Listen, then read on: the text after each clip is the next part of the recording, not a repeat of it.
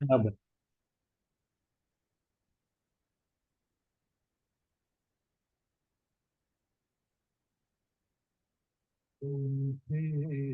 વિરાજો હે દાદા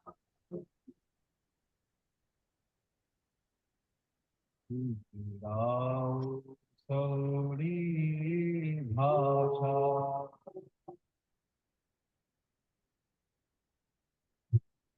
કંઠે વિરાજો હે દાદા રાવ સૌડી ભાષા સંમુખે સરસ્વતી માતા મનવાણી ભાષા સંમુખે સરસ્વતી માતા મનવાણી ભાષા. તો શૈલેષાનંદજી, આ પદ ઉપર આપણે થોડો ફોકસ કરવાનો છે. દાદાનું નિધિધ્યાસન કરીને કે આપણી વાચા સ્વાદવાદ થતી જાય તેના વિશે થોડો પ્રકાશ પાડો. તમારો અવાજ ધીમો થઈ ગયો રજની દાદા પાછો. સંભળાણું? હા, હવે થોડુંક સંભળાયું. હા, ના, એટલે આ પદ ઉપર આપણે સામાયિક પુરુષાર્થ કરવાનો છે કે જી. દાદાને નિધિધ્યાસન કરી અને આપણી ભાષા સન્મુખ થતી જાય, આપણે સ્વાદવાદ થતી જાય. હા, બરોબર છે. એટલે વાણીનો ઉપરનો ઉપયોગ, વાણી ઉપરની જાગૃતિ અને વાણીના દોષો જોવાઈને શુદ્ધ થતા જાય એ બહુ જ મોટો પુરુષાર્થ છે.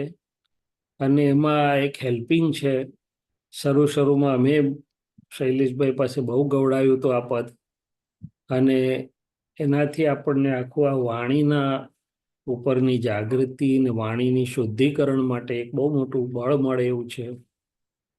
અને એમ કરતા કરતા વાણીના બધા દોષો પણ દેખાય, ચોખ્ખા થતા જાય. ટેપ રેકર્ડને આપણી ફાઇલ એકના બીજાને ક્યાં શું અસર પડે છે દેખાય, અને સમજણથી આખું સવડું થતા એ શાદવાદ તો હજી લાંબુ સ્ટેશન છે, પણ કમસે કમ બીજાને દુઃખ તો ના આપે પણ બીજાને ઠારે એવી વાણી ધીમે ધીમે થતી જાય. વાણીના દોષો બધા દૂર થતા જાય અને પછી શાદવાદ તરફ જવાય. શાદવાદ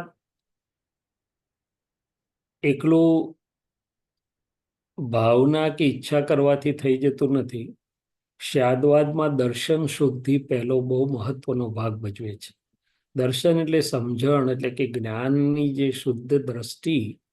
તો દાદા બહુ સુંદર દાખલો આપે છે કે મહાવીરની સામે કે અમારી સામે સતી બેઠી હોય, વેશ્યા બેઠી હોય, ચોર બેઠા હોય, શાહુકાર બેઠા હોય, ગધેડા બેઠા હોય અને પંડિત બેઠા હોય, તો બધાયમાં શાદવાદ એટલે કે અવસ્થાથી બધું દેખાય, શુદ્ધાત્માય દેખાય, અને છતાં કોઈ પણ અવસ્થામાં કે અવસ્થા ચોર પ્રત્યે કે શાહુકાર પ્રત્યે, સતી પ્રત્યે કે વેશ્યા પ્રત્યે વિષમભાવ પણ ના હોય અને કોઈનું પ્રમાણ પણ ના દુભાય.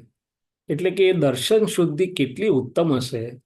આપણે તો હજી બે વચ્ચે દ્રષ્ટિમાં ફેરફાર થઈ જાય. આપણે હજી એક બાજુ ઢળીએ ને બીજી બાજુ એકમાં ભાવ થાય ને બીજામાં ભાવ થાય.